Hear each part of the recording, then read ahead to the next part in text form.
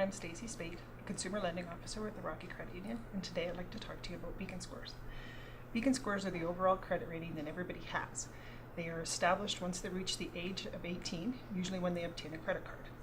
Supposedly, Beacon Scores range anywhere from 0 to 1,000, but I've never seen one higher than about 830. Higher scores mean you manage payments well.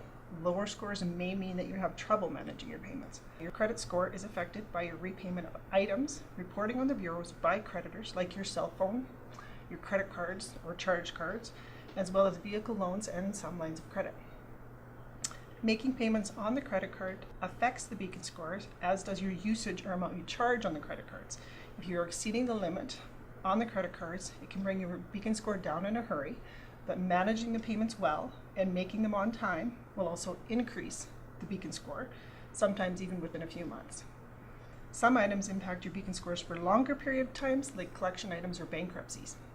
Having a low Beacon score is something that may take years to rebuild, and obtaining a preferred rate on a loan is something else that Rocky Credit Union factors in when calculating an interest rate. If a person decides to go vehicle shopping and inquires at a number of different dealerships, and each dealer checks your credit, this too can be harmful as it reduces your Beacon score. The same thing may happen if you apply for more than one credit card in a short period of time.